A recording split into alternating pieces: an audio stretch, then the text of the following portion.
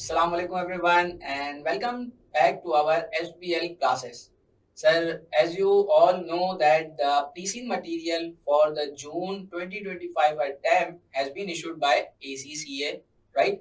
So here we are with the ACCA pre debrief session.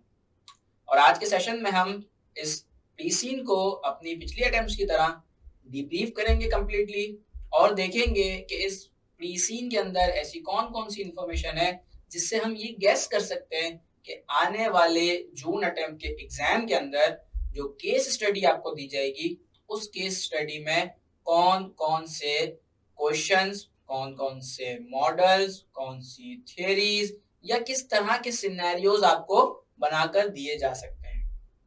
अच्छा, pre को start करने से पहले कुछ मैं बड़ी जिसको बेसिक सी बातें बोलते हैं वो मैं आपसे करना चाहूंगा जिसको आप बहुत ज्यादा गौर से सुनेंगे।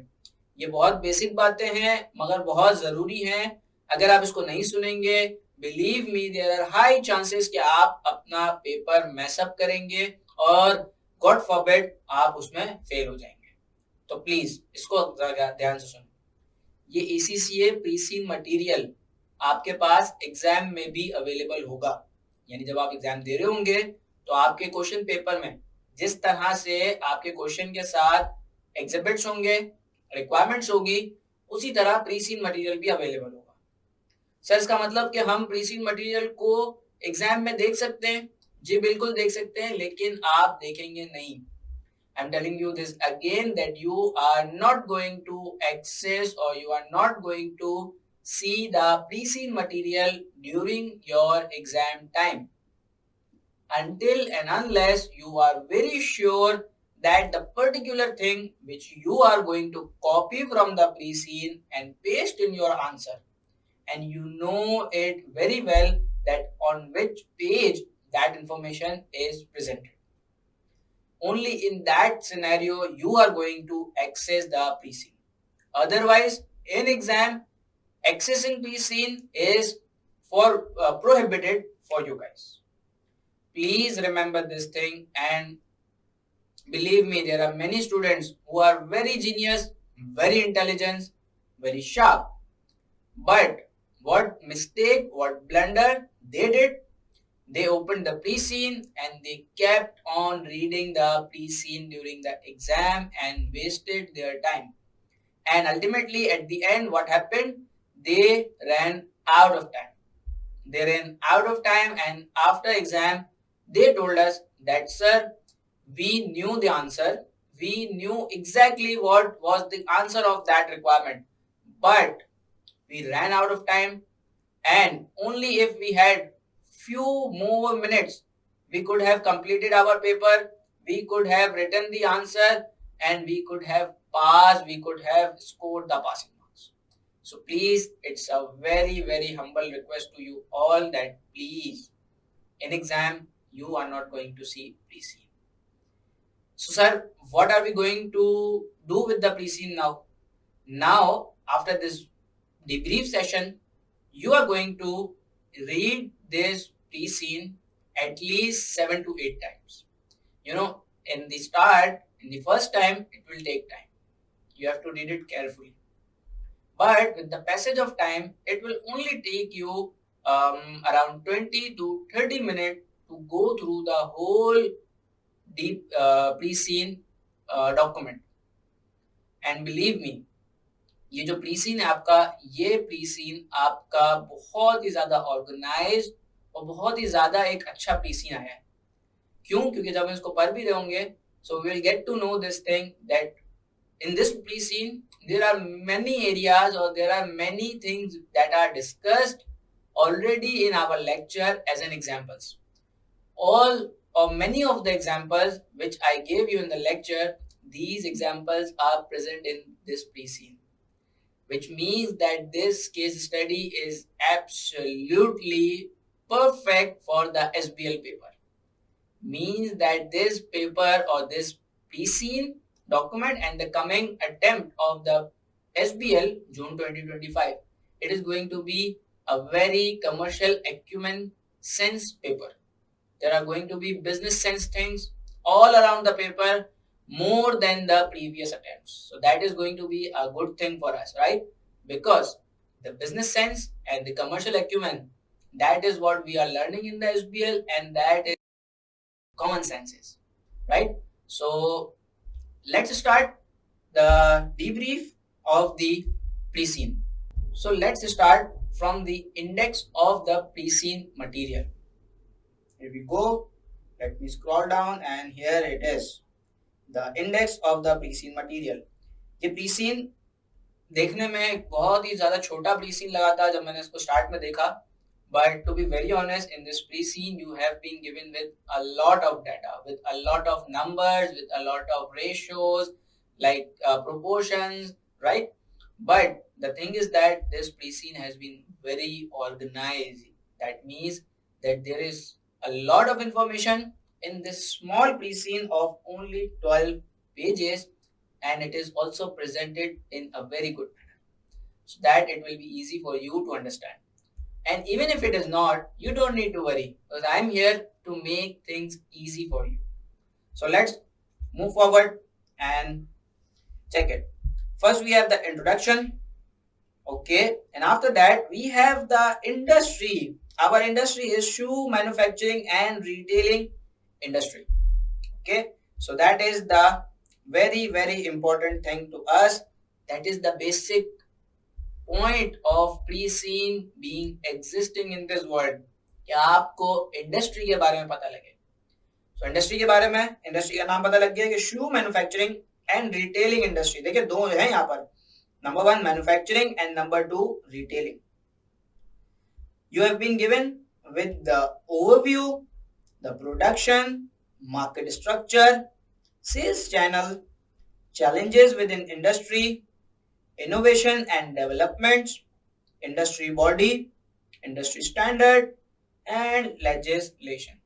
So these are the typical kind of information which the ACC has provided. And the other thing is, well, which you need to know.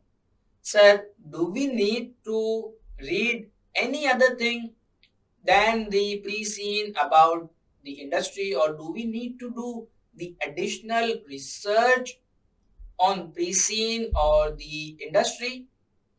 My dear students, you don't need to do any further research on this industry other than the pre-scene material. That means that you are well and sufficiently prepared for the industry background and industry knowledge from this pre-scene material. You do not need to do any further research on it. That is the message from the ACCA from you, that for the industry background and knowledge, we have given you everything which you need for the exam in the pre-scene material, and you do not need to do any further research. Okay, so it is a typical industry information, like we have got the overview, and since it is a manufacturing industry, obviously the production related things were expected. So here we are with the production related things.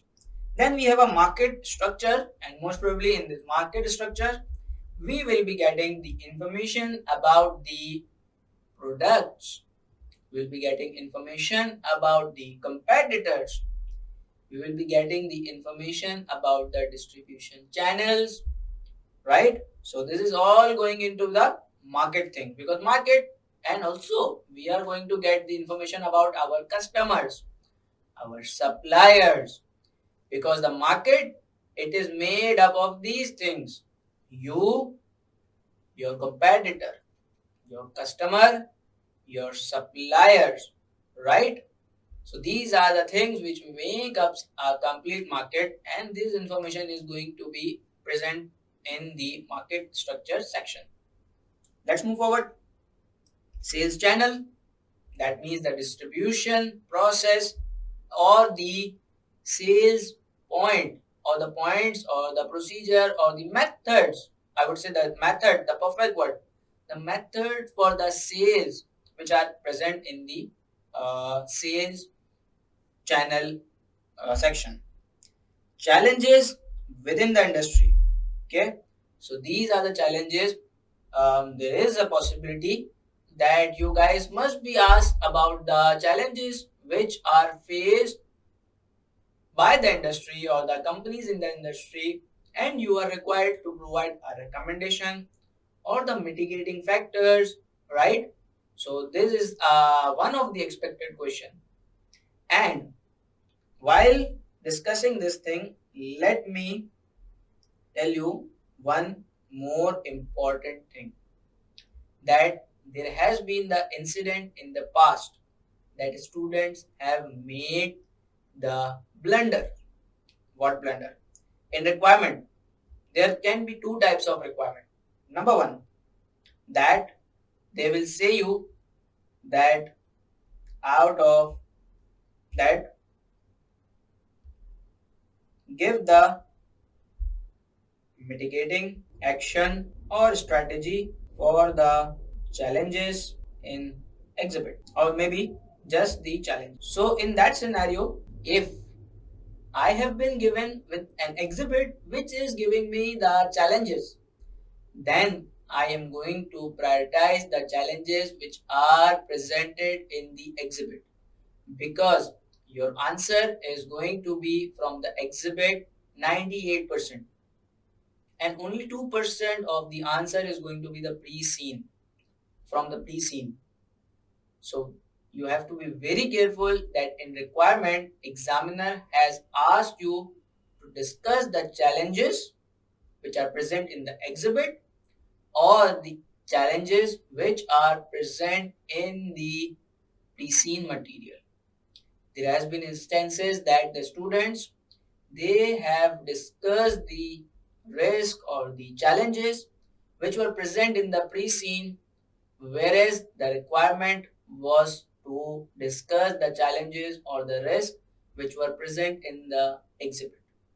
And believe me, those students got 0 marks, right? So you have to be very careful. See, these are the things which you should know as a student which is going to appear in the coming SBL attempt in order to pass this paper. Number one, you are not going to open the pre-scene in the exam unless you are sure that the particular thing is written somewhere in it. Number two, that this pre-scene will only be 2% of your answer. 98% of your answer is going to be from the exhibits or the information which is given to you on the day of the exam, your requirements, right? So let's move forward. Then we will have the innovation and the development. Okay, so there is some sort of things which I believe there would be some IT or e-commerce or some sort of product, you would say updates or product innovation or the product renewal kind of things. Maybe, let's see. Industry body, there would be some sort of body which is regulating the industry, which is setting the standard and the legislation which governs the industry. Okay. Then we have the background of the company, which is going to be our main focus in the exam. The case study will be related to this company, Dern Shoes Limited. We will be having an integrated case study for this company. We have the background, the ownership structure, key stakeholders, board and organizational structure, product, manufacturing and sales process, information system and use of technology, the risk and Dern website extract, and finally, we will have the financial and non-financial information related or selected summary. Okay, so now let's move forward towards the industry analysis, because up till here we will have the industry analysis, and onwards we will have the information which is specific to the company which related to which the case study is going to be given to you in the exam. So now let's move forward and start it. So now first we have the introduction of the industry. Let's read it. Dern Shoes Limited. It is the company related to which we will be giving the case study. Is a company which manufactures and sells shoes. So there are two kinds of activity which the company does. It was founded nearly 100 years ago and is currently the fourth largest shoe manufacturer and retailer in Lukeland, the developed, politically stable, where it is based. See, here I can see two to three things which we need to focus, which is related to the things which we have studied. Number one, it is the fourth largest shoe manufacturer. So when I am going to compare it with my competitors or the market share or the market position of my country, this is the thing which I should know, that I am the fourth largest shoe manufacturer and retailer of the industry. Okay. And the other thing is that it has given me some information related to the macroeconomic environment of the company. It has given me the information that the country in which my company is operating is developed, politically stable country where it is based. So if I am asked to do the pastel analysis, then this information is going to be the E factor about the development and the P factor about the political. And we can have the other information in the later of the pre-seen material.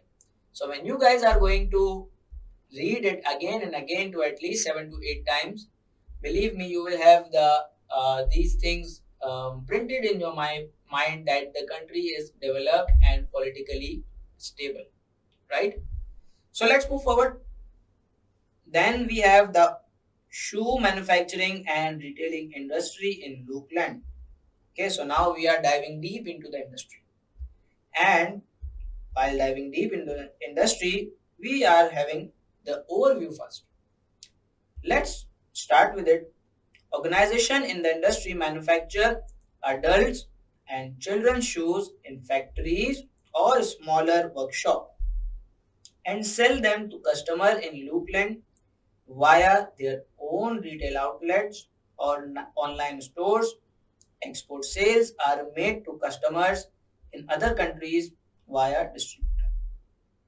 So there are few more things which we need to know, that in this industry the manufacturing, it is done in the factories or the smaller workshops. So there are two places where the manufacturing is done, and it is sold to customer from the two point of sales.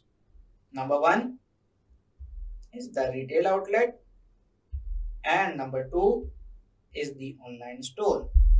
Okay, this online store is to be sold in Lukeland. See, this is the tricky thing which was hidden here. That online stores, when we generally speak about it, when we think about it, it comes into our mind that online, it would be global, it would be multinational, it would be more than it would be out of our country as well. But see, here we have got the information that customers in Lukeland. So that means that these online stores are only facilitating the customers locally, not internationally. Okay, so now we need to keep it in our mind as well. For moving forward, export sales are made to customer in other countries via distributor. So that means that your export sales, these are made through distributor and not the online place. All right. So we have now two things. We have local sales and as well as we have the exports. All right. But the local sales, These are from retail outlets and the online stores. And these are done through distributor. So I'm trying to make the summary alongside the debrief for you so that you can access this pre-seen material and quickly revise it as many times as possible or as you like. Moving forward, shoes were traditionally made from the leather, but a variety of cheaper man-made materials have been developed and are now also used extensively in shoe manufacturing. So here they are telling us that traditionally or initially the shoes were made from the leather, but now in the modern era there is something new, that there is a variety of cheaper man-made materials which are used in the production of the shoes, and they are now used extensively. Further, these materials include synthetic leather, which is made from a fabric based covered in plastic. They're telling us about the material, that it is synthetic leather, which is made from a fabric-based plastic, fabric-based covered in plastic. That is basically the we see in a very layman wording that we say it is not original leather, it is duplicate leather, or it is number two type quality, it is third quality, right? So basically, it is not the actual or the original leather, it is the fabricated or synthetic leather. Let's move forward. In Lukeland, revenue from this industry in 20x4 was $30,750 million. Average annual growth since 20x0 has been 1.17%, and forecast average annual growth over the next 5 years is expected to be 1.06. So these two percentages indicate something in my mind. What? That number one, this percentage, this is, very low from the business perspective. Only 1.7% growth. It's really, really, really highly low. And the more alarming thing, this is 1.7 right now in the current year, and in future, in forecasted 5 years, it is going to be even lesser and going to 1.06%. That means that the industry is in a decline phase. There is something going on, because see, there is no way that the people will stop buying shoes. There must be something going wrong in the industry, right?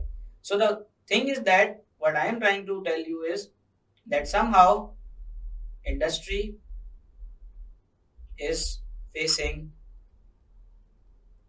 decline due to some, all right, and this reason must be some sort of temporary or some sort of I would say they are revolutionary problem, because once the companies will find out the way or the solution for this reason, this will revive the industry, this will revolutionize the industry, right? So this is a revolutionary problem, and it is some sort of problem or the the growth phase where you find the difficulty, and after overcoming the difficulty you grow, you become better. So this is going to be happen in this industry. Next, we have the Lukeland market for the manufacture and retail of shoes is dominated by 5 Lukeland organizations. Number 1, Flamingo Limited, Flamingo; Rigo Shoes Limited, Rigo; Parish and Company Limited, Parish; Dern Shoes Limited, Dern; and Better Buy Shoes Limited, Better Buy. So these are the, I would say, 5 of the giants of the industry. So there are 5 giants in the industry, and we are the 4th largest, right? So we have only one behind us. Okay.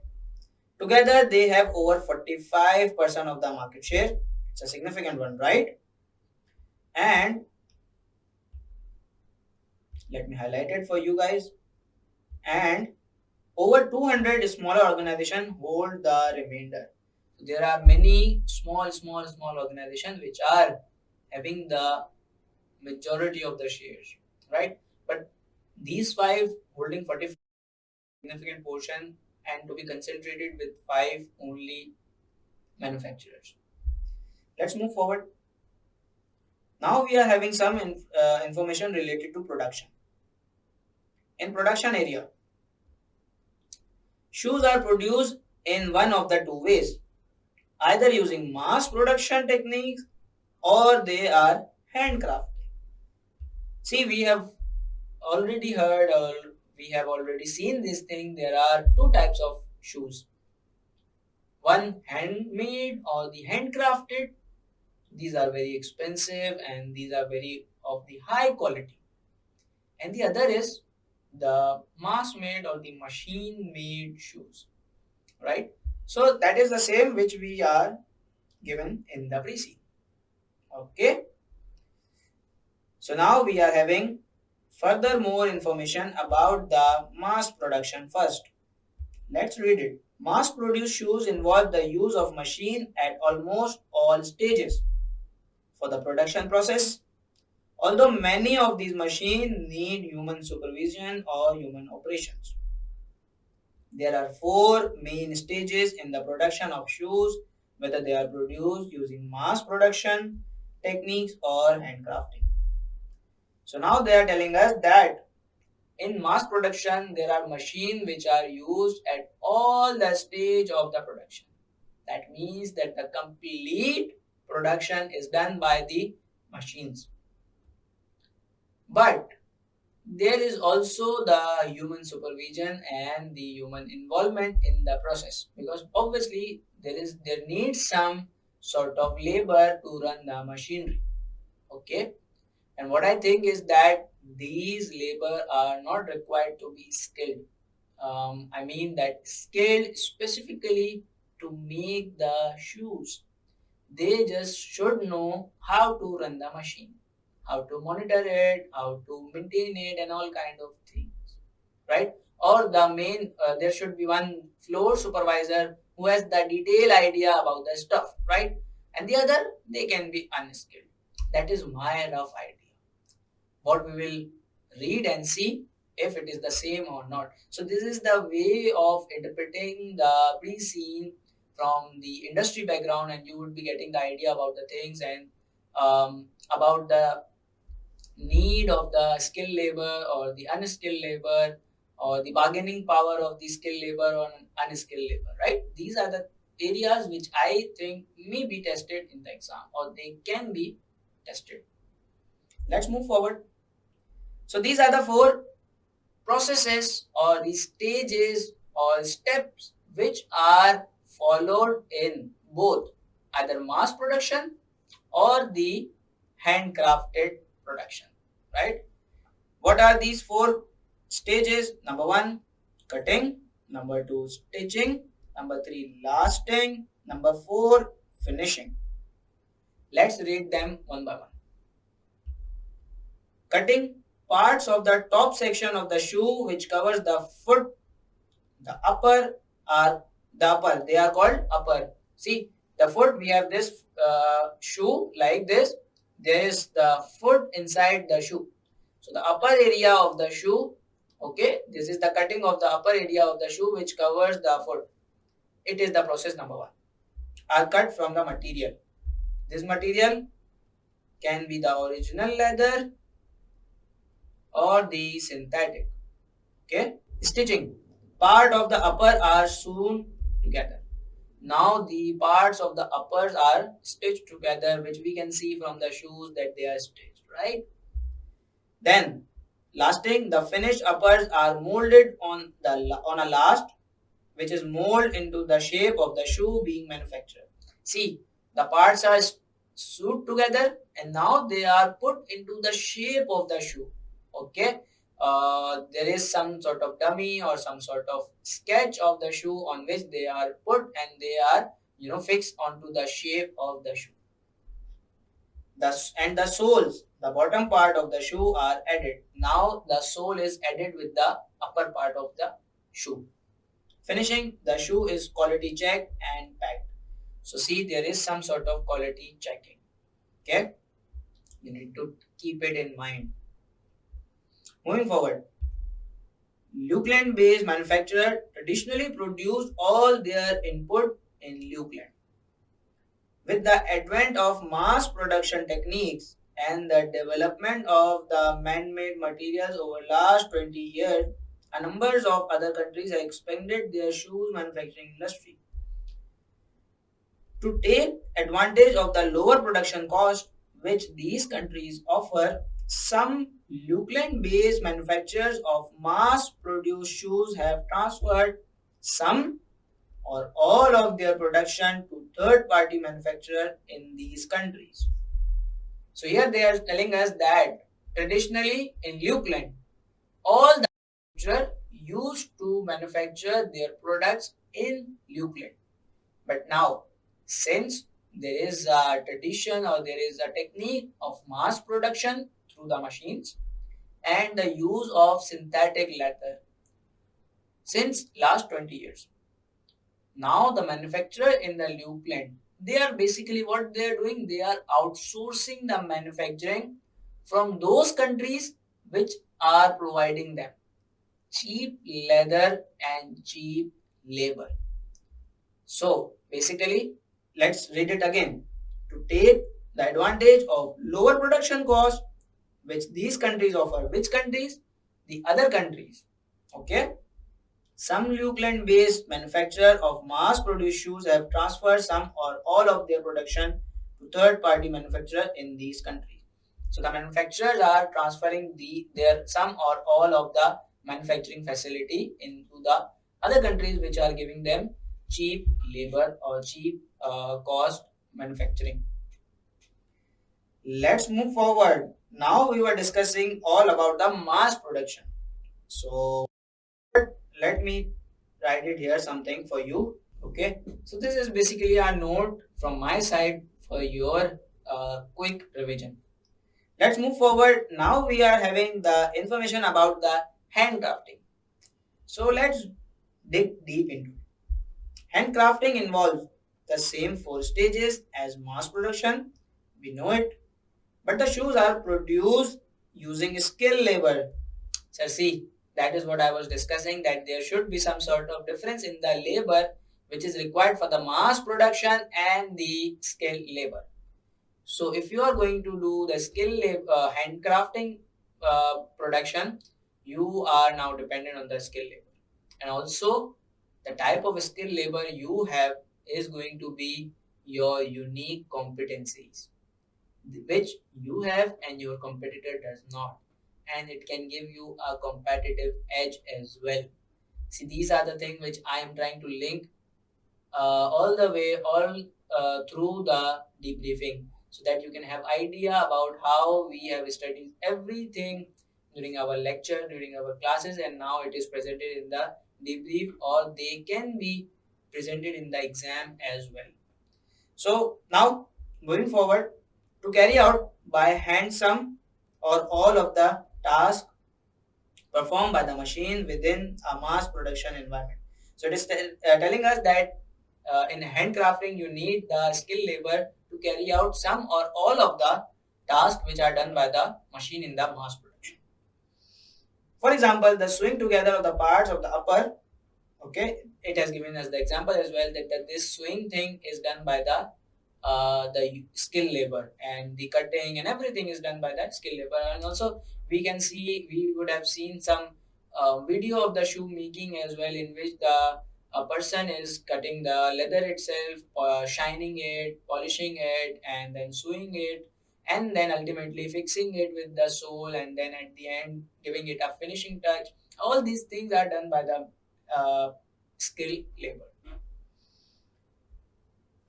Okay, now we have handcrafted shoes are usually made from leather rather than man-made materials. See, this is the thing which is the difference between the mass production, mass produced shoes and the handcrafted shoes, that these handcrafted shoes are made from the leather, right? The original one. And are admired for very high quality and craftsmanship. Obviously, these handcrafted shoes, they are admired for the craftsmanship and the quality which is put into it by the skilled labor. They are more expensive, obviously, because it takes more time. It uses the actual original leather, involved with the craftsmanship of the labor to produce than mass produced shoes, because of both high quality of leather and the higher proportion of skilled labor used in manufacture, as we discussed. There are therefore sold at a higher price than mass produced shoes. So now we have come to know the fact that the handcrafted are expensive than mass produced. All right, so this is the key takeaway from this slide. And or why, let me write the reasons for you as well. Original leather, skilled labor used. Now, the production of handcrafted shoes has not been transferred to third party manufacture in other countries, and they continue to be manufactured in Lukeland. They're telling us that this outsourcing has now have the exception that handcrafted, they are not outsourced, and they are done in the Lukeland. Okay. Now we have further information about the types of the shoes. What do we have here? There are currently 4 types of shoes manufactured and sold in Lukeland. These are set out in table 1 below. Types of shoes manufactured and sold in Lukeland. Number 1, formal. Number 2, semi-formal. Number 3, casual. Number 4, children's. There is some description also given about them. Formal, handcrafted smart shoes for adults made of leather. That we know that these handcrafted shoes are made from the leather rather than the synthetic material. Okay, and these are only made for adults, right? Obviously, because children are not going to wear the formal shoes. Mass produced relatively formal shoes for adults made of mixture of leather and synthetic materials. So these are the category which are mass produced. They are mixture of leather and the synthetic material. They are also made for adults. Casual, mass produced informal shoes for adults made of synthetic material. They are only made of synthetic material. So let me highlight them in a green color so that you can differentiate, right? Here you have leather, mixture, only synthetic material. Move forward. Mass produced shoes made of either leather or synthetic material. See, here is one thing which you need to focus, that they are either made of leather or the synthetic material. So here we have 4 different categories, and what I feel that these categories are based on the types of shoes, but also here we have further categorization. Handcrafted only, mass produce only, mass produce and mass produce. For adults, for others, and this is for children. Here we have made of only leather, mixture, only synthetic, and the either category. See, these are the not thing which I believe I expect you to remember. Just you need to understand that there are different categories, right? If you need to check them in the question in the exam day, you will just open the pre-scene and check it here, right? So you should know that where this information is written and how it is written. That on the day of the exam, you are not trying to understand it. You are just copy and pasting things, right? So this is the use of the pre-scene.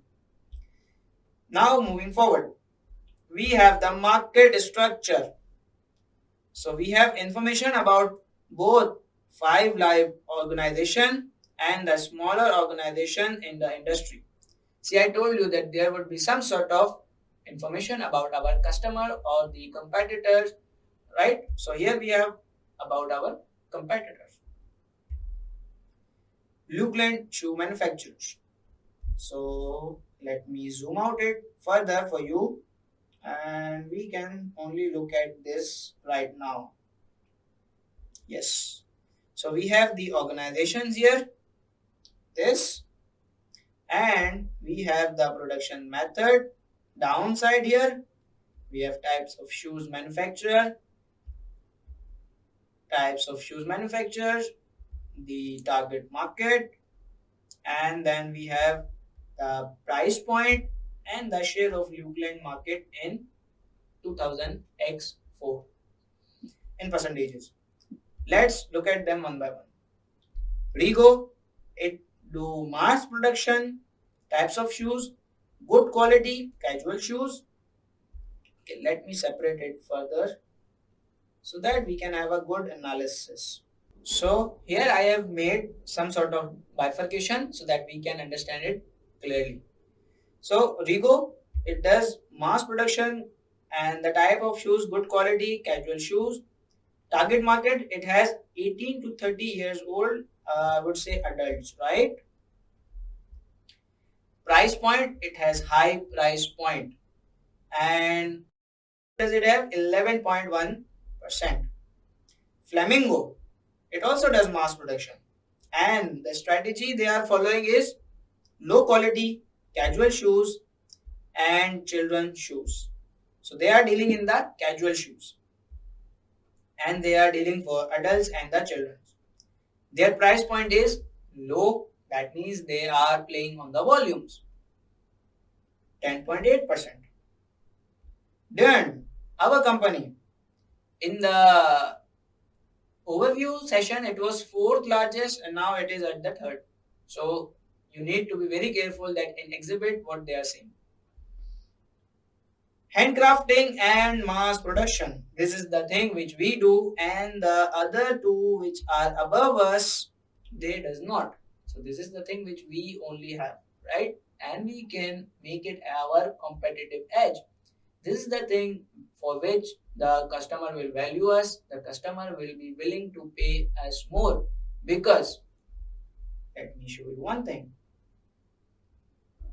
Handcrafted are expensive than the mass product. So now, good quality, all 4 types of shoes which we just read earlier. Adults and children, and this medium, which I feel is not correct. When we are providing good quality, we are providing handcrafting, why we are settling for the medium price? Whereas our competitor, it is selling good quality, not even the handcrafting, only mass production. It is selling at a higher prices and is the leader of the market. So there is some sort of problem in our pricing strategy, or I would say strategic positioning, right? So I am expecting a question on this, that how can we improve our market share? How can we increase our revenues? So this is going to be a very solid point if you are going to put it in your answer, that we are providing you handcrafted shoes, we are providing you the good quality shoes, still why we are settling for the medium prices. We should go for the high and premium prices, at least for the handcrafted, right? So now we have Parrish handcrafting. See, they are only selling handcrafted and they are charging high prices. And without the mass production which we are doing, They are just below us by 0.5%. Don't you think that we are doing a huge blunder in our pricing strategy? Yes, sir, we are. Right? Good quality formal shoes, adult. Better buy mass production, good quality, semi formal shoes and children shoes, adult and children.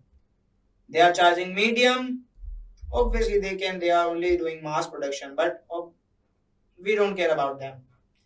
There are other smaller organizations, they are doing handcrafting and mass production. They are selling all types of shoes, bad or medium quality, good quality, adults and children. They are charging various prices and they are having 54.7% share. Now, here, if I am thinking like a business leader, what I would be thinking? I would be thinking to increase my share, right? The only thing which I know is increase my share. Give me more revenues, give me more profits. So for that, the easiest way is to somehow decrease their share or snatch the share from these smaller organizations. What you can do? You can either improve your pricing strategy, improve your products and other things.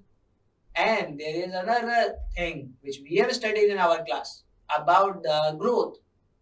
These all are the things which we discussed right now are the organic ways of the growth. Pricing strategies, improvement, um, product improvement, marketing improvement, research, development, innovation, everything. There is also one way of the growth that is by acquisition. So you can acquire few companies from these small organizations. They are easy target, they are easy to acquire. So you can grow and increase your share by this as well, right? So this is one thing which I feel like if you are going to get the question like this, then you can write this sort of answer in your exam. Let's move forward. Sales channel. Now this is the main paragraph of this pre-scene telling you. And there are many percentages, there are many figures which we need to carefully read and assess. 85% of the revenue earned by the Lukeland shoe manufacturer comes from the sales made in Lukeland, where they sell direct to customers through their own branded retail outlet and their own online stores. They're telling us that 85% of the revenue it is coming from the local sales, which are done by the retail outlets and their online shops. This we know. The 85% thing is new. Next, revenue from selling through retail outlets, offline sales. Okay, there are two kinds of sales, online and offline. Both are local. Keep it in mind. Was 2,260 million, approximately 60% of total industry revenue in 20x4. That means that 60% of the revenue out of this 85% is coming from the retail outlets and the 40% is coming from the online. So see here 85%. Okay, let me make it more better for you. Oh, better. 100% sales. Out of this 85% is local and 15% it is exports. Local from retail outlets, from online 60%, 40%. All right. So this is the summary of the first paragraph, or I would say yes, first paragraph. Let's move forward. Revenue from online sales as proportion of total sales revenue has been increasing over the last 10 years and currently stand at approximately 25%, 926 million. So this online has been increasing, right? Out of total, this total. Organization with an online offering do not make online sales outside Lukeland, delivering to Lukeland addresses only. So this is the alarming thing which we have come to know that online, do not make online sales outside Lukeland. It is a thing, it is an untapped market, it is an area which no one has touched. So, in order to grow, in order to expand our market share, in order to increase our profits, we can consider to go to exports or the out of cross border by online sales. Historically, the Lukeland industry has had an excellent reputation worldwide for the quality of its product. Okay, and so for many years, a proportion of Lukeland manufacturers' shoes have been exported. They're saying that Lukeland industry for shoes has had a very good reputation worldwide, and due to this reason, the shoes from the Lukeland were exported to different countries of the world. They were exported, right? But now, what is the problem now? In recent years, there's something happening. Manufacturers of the handcrafted shoes in particular have seen increasing demand for their product from markets where there are rising level of disposable income. Obviously, sir, they are telling us that there has been increase in the demand of the handcrafted shoes in the countries where the disposable incomes are high. So obviously, those who are earning more, they need the fashionable shoes or the handcrafted, quality made, original leather shoes. So they are ordering more from the Lukeland handcrafted shoes, right? So we are the one who are selling the handcrafted shoes among the top three. So we can capitalize this opportunity. So don't you think that this is an opportunity, right? Increase in demand. This is the opportunity. So in case if you are going to answer the question related to SWOT analysis, this is the opportunity for you. Okay. 15% of the revenue earned by Lukeland based shoes manufacturer in 2004 was from export sales via distributor, predominantly handcrafted shoes. That means that the exports are highly dominated by handcrafted shoes demand. So, if you are going to offer the online products across the border, the successful strategy would be to offer the handcrafted shoes. Okay, because mass produced shoes are not demanded across the border, which is evident from these figures. Moving forward, this is the chart which ACCA has prepared for you for your understanding of the above information. So now see, that is what I was telling you, that there is many information in this small deep scene, and also it is very organized. So it is telling us that out of total sales, we have 15% exports, and out of local, this is exports. Local sales, 25% is online, 60% is offline sales. So now we have the challenges within the industry. Let's move forward and have the view at challenges within the industry. So, competition has historically been based on price, product range, quality, marketing, brand name, and distribution channel. So, the basis for the competition are given here. It is telling you that if you are going to defeat your competitor or you are going to snatch their shares, these are the hints or these are the key to your success. Number one, product price, product range, quality marketing, brand name, or the distribution channel. So these are the areas where you can outplay your competitor and get an competitive edge over them, right? So these can be your growth strategy, these can be your improvement strategy, these can be your changes in their strategic position. Let's move forward. Speed to the market. Speed to market has become increasingly important over the last 5 years. This is due to the growing number of fashion and price conscious customers.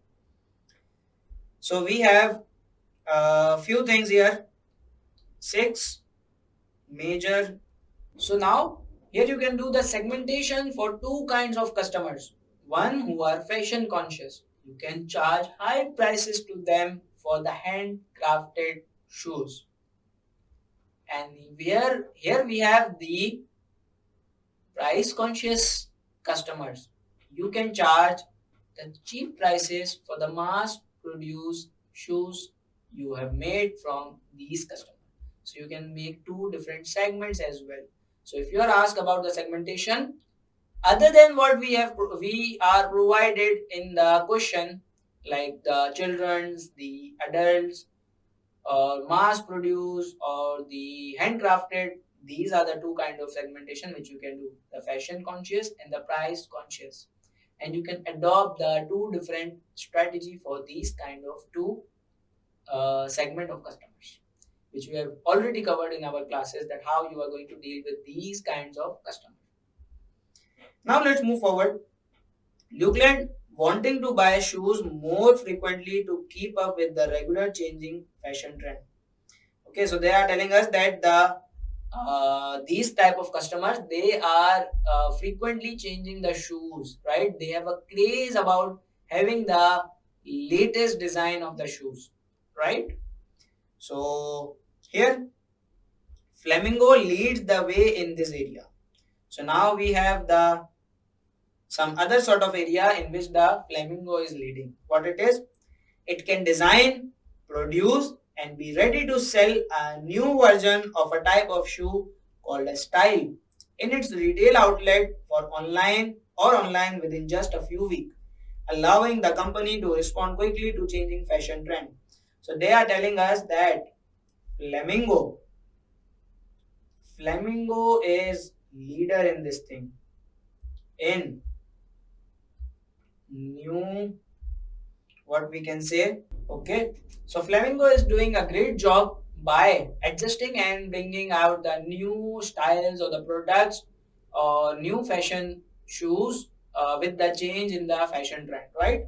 So there must be some sort of good innovation and the research or the development or some sort of software which is providing them the new style of shoes which they can introduce in the market very rapidly, right?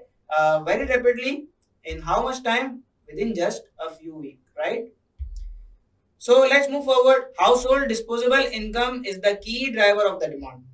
Okay, so the disposable income is the key driver, affecting the quantity, frequency of the and quality of the shoe purchase. So everything, the quantity of the shoe purchase, the frequency at which frequency people changes their shoes, and the quality of the shoes they are ordering, it all depends on the disposable income. Pretty fair. There are signs that the Lukeland economy is slowing down. Okay, this we are also seeing that the growth is only 1.7%. So this was evident. See, it is connected here now. Growth was 5.1% 5 years ago, but had fallen to 1.6% 2 years ago and was only 1.1 during 2004. This is the thing which we have anticipated from the overview paragraph, right? That the growth in the industry, it was 5.1 earlier, now it was 1.6 2 years ago, and now only 1.1%. Growth in 2005 is expected to be 0.8%. In line with this economic slowdown, the proportion of mid price shoes sold has been falling and the proportion of low price shoes has been increasing. So now this is also the thing is that the, what I would say, Lukeland's economy is down, going down, right? Let me move ahead. Yes. So what is happening is the demand for mid price. So see, we are getting a different type of data regarding the increase in the demand of handcrafted shoes across the border and decrease in the demand of shoes within our local industry. That means that the most suitable option right now is to go global, right? So these are the things which you need to connect, right? And I'm connecting it for you when you will read and again, it will be printed in your mind, and in exam you have to connect these information which is in your mind with the exhibit and draft your wonderful answer. Let's move forward. Forecasting industry growth therefore drives predominantly from sales of handcrafted shoes to both exports market and Lukeland Sea Blue. See, again, this is all saying what I am discussing with you, and later on it is mentioned in the paragraph as well. Says that now the future is in the handcrafted shoes as they are in the demand now. There is increasing awareness that employment protection legislation is poor in the countries in which the third party manufacturer used by some Lukeland shoe companies are based. So now we are entering into some other topic. If you remember, we discussed that many of the manufacturers in the Lukeland, they are outsourcing the production, right? So there is increasing the awareness in Lukeland as well as the worldwide that the countries from where we are outsourcing the manufacturing process, right? In those countries, the employment protection laws are very poor. Okay. So now I am getting a smell of ethical concerns. I am getting the concerns regarding CSR. I am getting the concern about the ethical practices. Okay, these are the things which we have discussed in the class, and these are the things which we have practiced in our past papers as well. See, these are getting repeated. So now the manufacturing processes used in these countries are having a negative effect on the environment. Also, one more issue: the manufacturing process in these countries are having a negative effect on the environment. Again, I'm getting the smell of these things. As a result, a growing number of customers are unwilling to purchase shoes manufactured in these markets. Despite the impact on their disposable income, they are choosing instead the more expensive shoes of manufacturers such as Parrish, which emphasize their Lukeland heritage and the quality of their handcrafted shoes. So now there is one company which is playing on these grounds and getting the edge. Okay, so they are sticking to their heritage of using the leather in a good way, in a way that is sustainable, that is beneficial to the environment. And what is happening?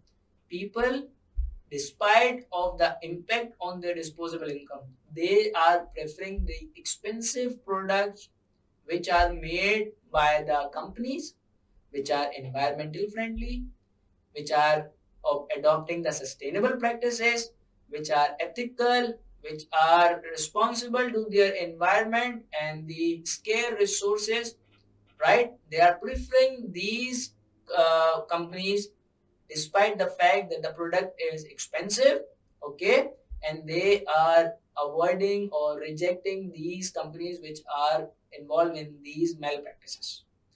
So you remember we discussed about the companies or the products in our classes that those companies which are um, using the methods of the production which are expensive but they are environmental friendly, they are eco friendly, and due to this their production cost is increasing, their selling price is increasing, and despite the fact the customers are purchasing from these countries as they are eco-friendly. They are eco-friendly and they are giving the edge to them. So this thing can become your competitive edge as well. It can give you the edge over your competitor, like the company name Parrish is getting here in this scenario, right? See, this is the exact same scenario, likewise scenario which we discussed in class, that you can get a competitive edge due to this being eco-friendly and ethical. So that is why I am really happy to see this pre-scene. I am expecting a very common paper which our student would be ready to appear in and attempt. Right. So let's move forward and read ahead. These manufacturers are therefore flourishing in both Lukeland and export market. This is increasing the need of skilled workers in Lukeland as well as attracting new entrants in the industry. So now what we have concluded here, that the companies like Parish, they are sticking to their heritage and the handcrafted shoes. They are getting the customer preferences, competitive edge, more demand, more revenues, more profits. And that is why when you are going towards the handcrafted shoes, the demand for the skilled labor would increase, right? That is what mentioned in here as well, that the companies like this, the Parish, okay, they are flourishing in Lukeland as well as in the exports market, and due to which the demand for the skilled labor is increasing. So this is basically the conclusion of this paragraph, that here they are talking about the ethical concerns which are happening or the challenges which are faced by the companies in this industry. So now let's move forward and read it further. From production to disposal, shoe manufacturing and retailing has a big impact on the environment. The manufacturing process releases large amount of carbon dioxide. The industry was responsible for 1.4% of the global greenhouse gas emission in 2000 X4. That means that 1.4% out of total greenhouse gas emission was done by this industry alone. Every year, hundreds of thousands of pair of shoes are disposed in Lukeland alone, most of which end up in landfill site. Most material used in shoe manufacturing takes years to biodegrade. It is telling us that many of the hundreds of shoes are disposed during the year, and they end up being in the landfill sites, and they takes years into biodegrade, or the you can say to vanish from the existence. So this is obviously the harmful for side for again for the environment. A large proportion of the shoe purchased online are returned to the seller if they do not fit, if they are not as described on the website, if they are damaged, or if the customer orders more than one pair because they are unsure of the size they need. So see, if there are methods or modes or reason of the return, I would say reasons. How many reasons we have?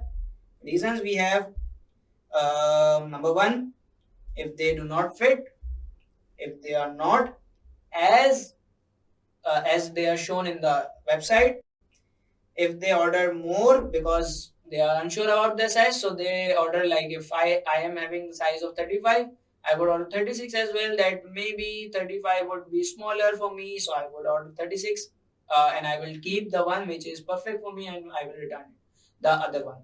So these are the three reasons. This adds to concern around the environmental impact of the industry. The level of return is driven by the fact that there are no universal footing standard. So shoes may not fit, and because many retailers do not charge customer for return, postage or shipping if the shoes purchased are not wanted. So there is a thing that the seller are not charging anything for the return or the shipping or the return shipment, right? So people are making the returns in a huge amount, right? And they are saying that there is no perfect fit. One thing you can do is that if somehow our company can find a way to give perfect fit, then it can turn into a huge success of our company, right? And we can solve this ethical issue as well of the return and the wastage of the shoes, and also the customer would be attracted to us, and we can also save our return shipment cost as well. So this is going to be a huge bounty for us if we are going to somehow find this success key.